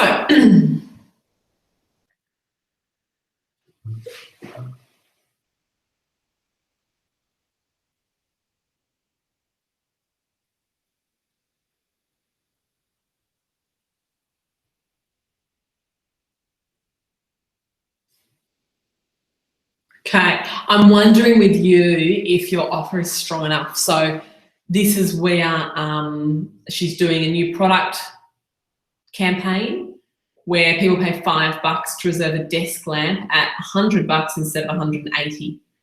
It's not a very attractive offer for Facebook. This would more be something that I would put out to a current database that already trusts me, because it's to get them to commit. That I don't know they're committing $5, but they're committing $100 in essence, and it's just way too hot for Facebook. And it's I would personally say a little bit misleading to say reserve this lamp for only $5 today, because it definitely suggests it's $5, whereas once they get there, it turns into 100. It's really cool. I would like something like this. I was actually looking for something exactly like this, but yeah, I think in my opinion that would be more the offer. That's not really something you can put on Facebook. That's best saved for your current email community who've already got trusting you and liking you, current customers, current prospects, not out to cold traffic. Would definitely be what I would consider the thing that's slowing that one down. So Facebook's best used like for the first step. That would be like third step for a lot of people. Facebook's best used for something that doesn't require $100 upfront commitment too early on in the game. The next question, one second.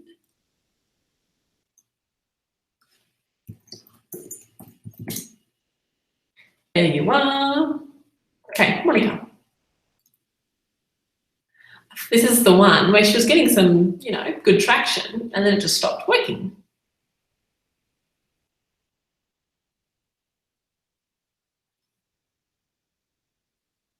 Yeah, so I would need to see the reporting to know why. So the ad's fine. If it was working for 5 days and then, oh, suddenly not approved, I'm with you, sorry. Yeah, so that'll be the weight loss claim in there. So you can always just hit, if it says not approved, sorry, I thought you didn't know why it wasn't working, but it's actually been not approved. So all you need to do is click on the not approved option, click there, and you'll be able to ask them specifically what was wrong. I'm very confident that it would be your headline. I know you've talked about yourself, how I lost 10 kilos, not how you can lose 10 kilos, because Facebook would definitely upfront disapprove how you can lose 10 kilos because it suggests that people are inadequate. I know that that's, you know, you're trying to help people, but Facebook has really strong rules around inferring or suggestions. You know, you're not even allowed to infer people's gender. You can't a lot of the time say the word female anymore, you know, so you can't infer that they need to lose weight. Definitely not. If you go a step back from that, see, I think your description is really great. Click here to discover your ideal shape and size. Download your free guided meditation today. Those two things don't even link up to me in my head to the headline. So your headline's how to lose 10 kilos. Just think about this out loud. Your headline's how to lose 10 kilos. The next thing they read is click here to discover your ideal shape and size. The next thing they read is download your free guided meditation today. Losing 10 kilos will automatically go weight loss plan, something like that. And then I go ideal shape and size. So I think discover your ideal shape and size. So I think maybe this is a survey or a quiz. And then I see that I get a meditation.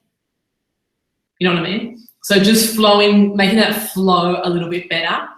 But I reckon it's being banned because of that headline. The text at the top is really good and that's why it's been converting so well. But now Facebook's robots, occasionally they'll do this and they'll go and look at your ad again and a robot will see the lost 10 kilos words together and go, you don't get to talk about weight loss. It's a big thing that Facebook has an issue with, weight loss.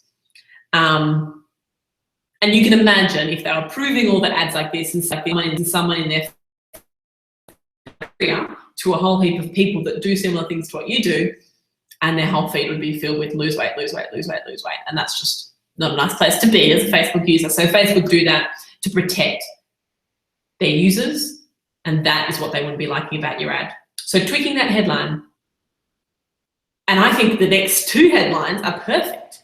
Like the next two sentences that you use are really great, like free guided meditation to discover your ideal shape and size. You know, I think that's a great headline. I personally don't think the 10 kilos bit is needed in your ad. So yeah, that's why it would have been disapproved. When you go to reapprove it, copy and paste the whole ad set, like duplicate the ad set, turn the old one off. Never try and get an old one approved again because Facebook's, it's kind of already tarnished. So always copy and paste it all, turn the old one off, turn this new one on. So you're starting fresh.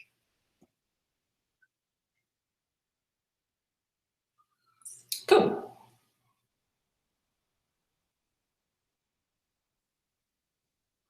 Olivia, your question.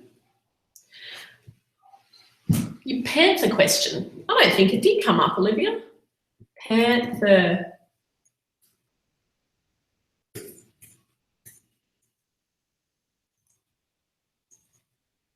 Hold on, did I mishide it? Did I just see Heidi there? Sorry, Heidi. Sorry, someone wrote 7 comments in a row and yours is in the middle of them. I just saw yours now. Heidi, I'll do yours, then I'll go back to Olivia. No, I didn't see your earlier post. Can you copy and paste it in again, just so I know what you're looking for in Panther? Heidi, need your help. Trying to connect ClickFunnels to Infusionsoft so I can take credit card payments for my ClickFunnels order form.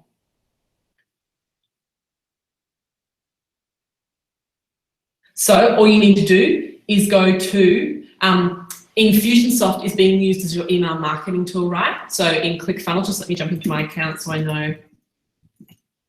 So Heidi's trying to integrate. Is this, which Heidi is this? Is this Heidi Wilson or is this? Don't know, tell me. Oh no. Quick, get out of ClickFunnels before the video plays. You know when you go to ClickFunnels and the video plays on that homepage, when you go to clickfunnels.com when you're logging in, if anyone's been using ClickFunnels, and that girl comes out, that really annoying girl comes out in the video and goes, hey Jared. Has anyone seen that? Where it's like, hey Jared is what she's saying. It's the most irritating, and every time you'll be seeing they get into ClickFunnels and you just hear, hey Jared. Oh gosh. But then, you know, he walks in and he's like, hey, is it Michelle? Hey Michelle, or whatever it is. Oh my gosh. We've actually got a Canadian in my team who works down in the cottage, who has a fiance called Jared, and she says it Jared as well. We always laugh at her / with her. She's okay with it. Hey Jared. Okay, so you go under, when you're in ClickFunnels, you go under account, and integrations is where you hooked up Infusionsoft as your email autoresponder, right? Where you would hook up Infusionsoft or MailChimp or, you know, whatever people are using. So that's where you set up Infusionsoft as your email option. You then need to go to payment gateways and set up Infusionsoft in there. So under settings or under account, select payment gateways, click on Infusionsoft and set it up in there as well. Then your payment is connected, as is your email part. Just because Infusionsoft does both, connecting it only for emails won't connect it for payments as well. Just make sure you do that separately. Sweet.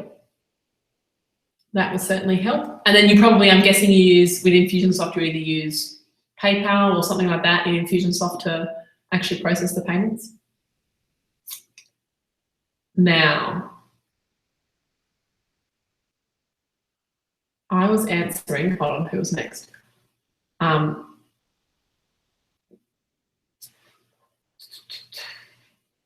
Olivia. Panther, did you write back? Trying to get into the hosting manager in Panther and not cPanel. Just let me quickly show you. Hold on. Panther.net. I'll just quickly log in, then I'll jump in. I just don't know if there's anything overly sensitive in there that I need to be watching out for. 1 second, color. What's my password? The joy of passwords. Oh, this might take longer than I wanted to. Let's see. We might get lucky. Hey, yay. I mean, okay, so share.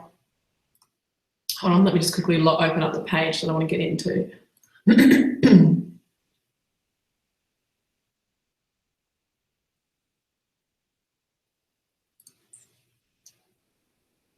Oh, I think I know what you're talking about.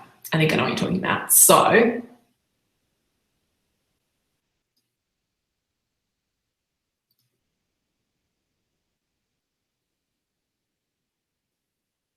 I think I know what you're talking about. Why do you want to get into the hosting manager? Just so I know what you're looking for. I think you're just looking at one of mine because I've got heaps of different URLs in one hosting account. I've got 4 different hosting accounts, and in a couple of them I used to use them for my agency, so I've got hundreds of websites in there. But you don't need that.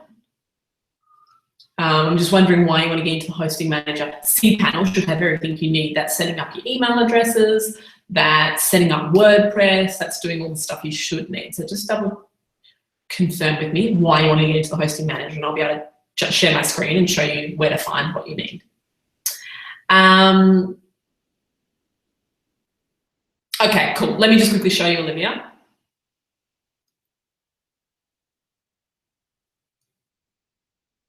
Share, present, done. Cool, so you just jump in to, you know, whichever one you're in. Maybe it's, I don't know, cPanel. So you're in Panther, and you jump into your hosting account, into hosting management. You just select, you'll just have one, right? In your cPanel, again, this layout is newish as well. In your cPanel over here, this is where you set up your email accounts on the left-hand side. Is where you set up email. So jump in and have a look at that email setup. But if any of this is getting confusing for you or anything like that, you know how I was talking about these guys? You know how I was talking about Anna? She can help you, can literally set all of this up for you in like 2 hours, not even. You know what I mean? So if anything's proving a problem, they're so familiar with Panther, WordPress, everything. Putting themes and templates on, everything's in there. So they do the lot. And for some people, it might just be easier to get these guys to just jump in and do it for you. Just, it'll cost you like, you know, 20 or 30 bucks compared to your own time. That might take a little bit longer. So definitely double check doing that one if you wish. Where's my thingy? Stop sharing. Next question is from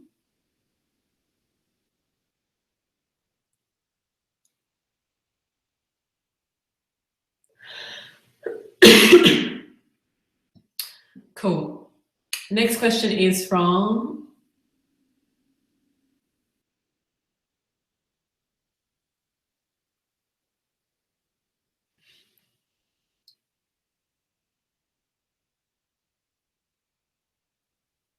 Sylvia, you've got some questions in the portal. I'll have a quick look at that for you.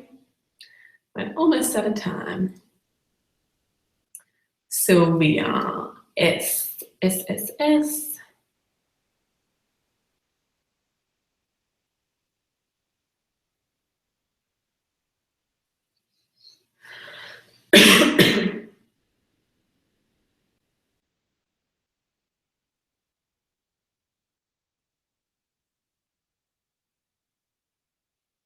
I'm just reading a question.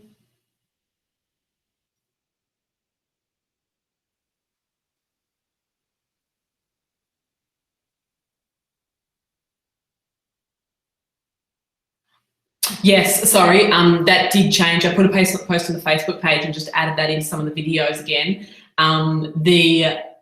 You'll see that in the Identity Project. The Facebook ad, that little light grey text down the bottom now, I put that up in late November.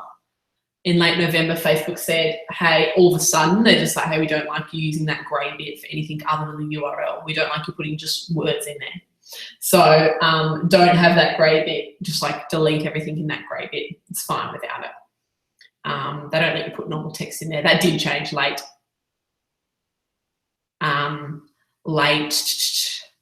November. I want you to have a look at the training that I'm doing with Adam. I'm finishing it off this afternoon. I want you to have a look at that in terms of how you test different ad sets. Because sometimes it's your ad set, sometimes it's your offer not being congruent with your ad set. Right now, at least you know it's a Facebook problem because your clicks are too expensive. So you know you don't need to look at your landing pages right now. It's a Facebook problem. The markets that you're targeting aren't liking the message you're giving them. So we just need to test different markets to figure out what market end up liking your message best, and more importantly, what your market actually want to hear as well. Because we can't just assume our market want to hear this. We need to, as you can see, test it. And in your case, I mean, I've got other girls who, heaps who put out their ads their first time and know their market really well, so get 13-cent clicks, 80-cent clicks, you know, under $1 and under sort of clicks. A lot of my girls are getting those.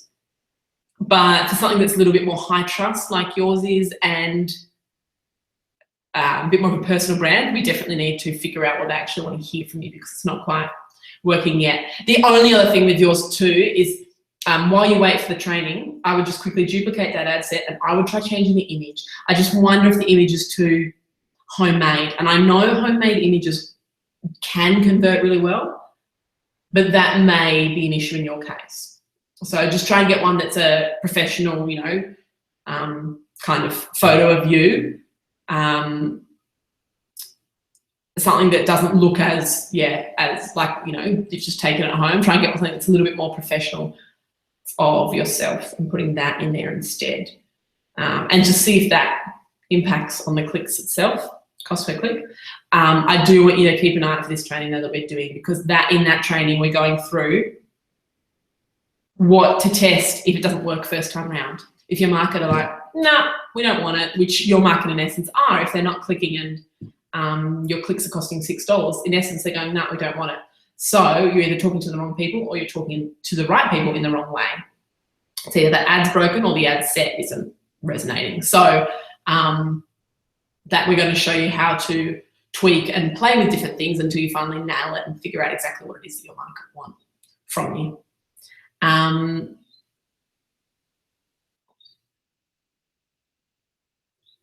Cool.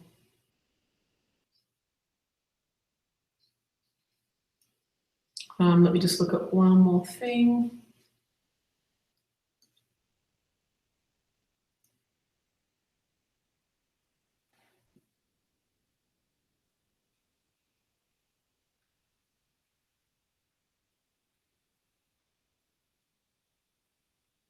Just looking at your ad set results. So don't look at your average down the bottom, look at your best performing ones, right?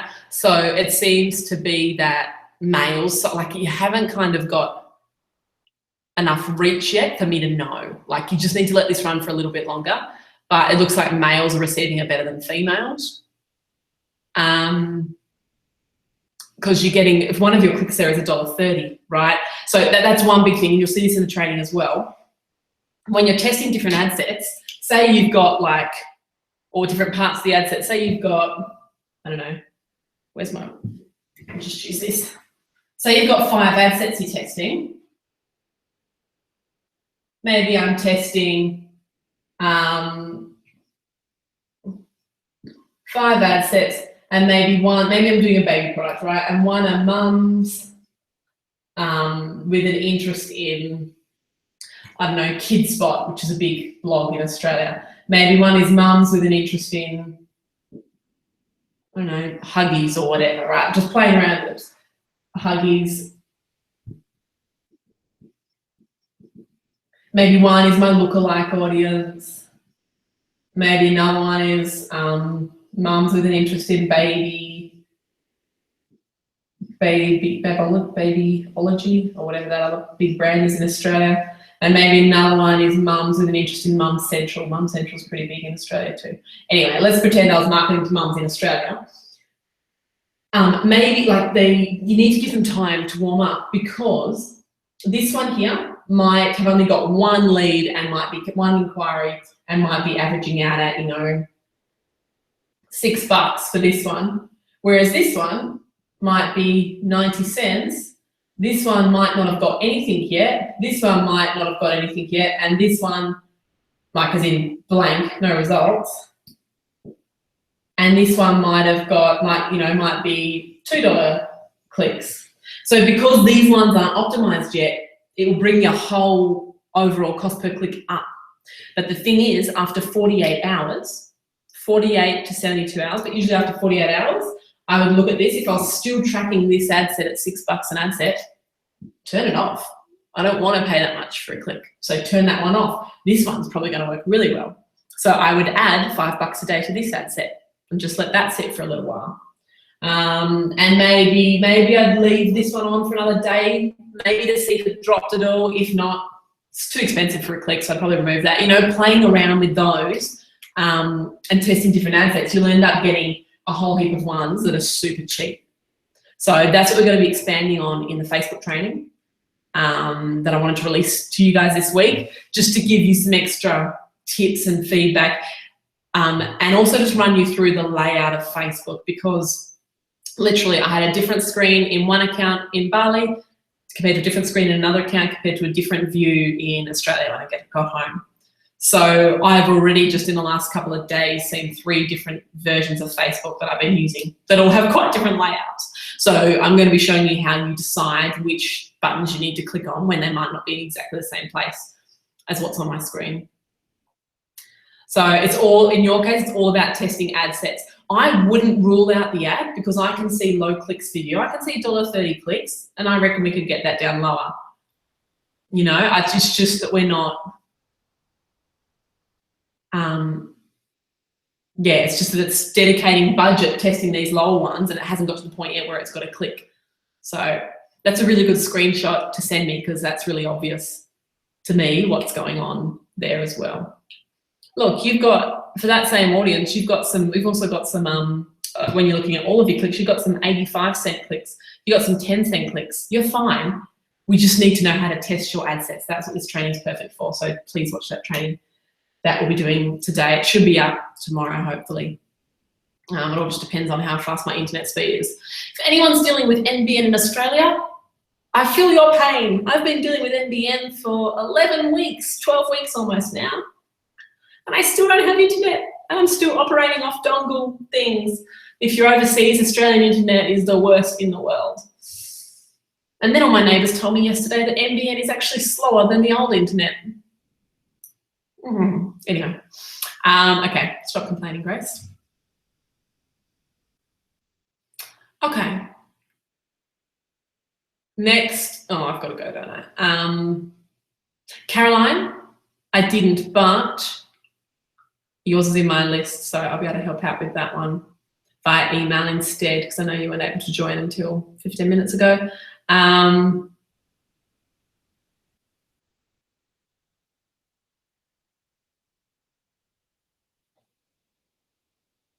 Cool. Oh, the name server, Olivia, just in Panther Chat, just talk to Panther Chat about it, honestly. Just say, hey guys, can you let me know what your name servers are?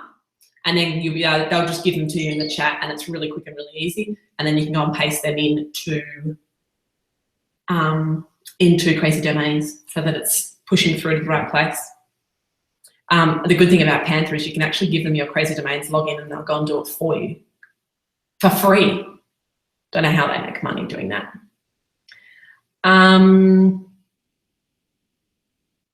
Cool, where do you get access to the Little Doers book? The link I've already put in this chat, so I'm just going to bring it up a bit because it might be a bit hard to find if it's been pushed down with the questions, but it's right here, Doers Book with an S, doersbook.thedoingacademy.com. Awesome, you are welcome guys, you are welcome. I am going to roll, you're welcome. I'm gonna roll and let you get back to your doing, and I'm gonna go and make sure that I A, get antibiotics, and B, do your Facebook, finish off the Facebook training so I can start uploading it with the internet. So let's keep an eye out for that one because it's really powerful. And I did a similar training with the girls over in Bali, and they were just like, light bulb moment, everything's changed for me. Once my ad's live, I know what to do next because I know that that's a bit that sometimes people get confused about. So I'm just going to make it a super, super simple. And yeah, that way you can nail it and yeah, move forward in your business building. So guys, I hope that's been helpful. I hope you've learned more. Remember, it's all about the video training. A lot of the questions that I see coming through, I'm just like, you've got to go back and watch the training because it's all in there. So make sure that you're watching the video training, you're applying what I'm telling you in there, and you're always taking what I'm telling you, modeling it as closely as you can in your market, for your consumers, for your customers, right? Putting your own spin on all of the messages that you're pumping out there to your market. And making sure that we're connecting and resonating because you're the one that knows your market best. I'm the one that's got a lot of experience in different markets in applying marketing principles that have just been timeless and worked incredibly well in everything that I've done, so you guys can get the same kind of results as well. You are welcome, guys. Go and enjoy your Monday night, if you're in the UK, go to bed right now, or your Tuesday morning, and yeah, can't wait to talk soon. I'll be in touch with the Facebook as soon as it's ready. I'm on it. It'll just depend on how quickly my internet loves me. Thanks, guys. I will. Thank you. Talk soon. Bye.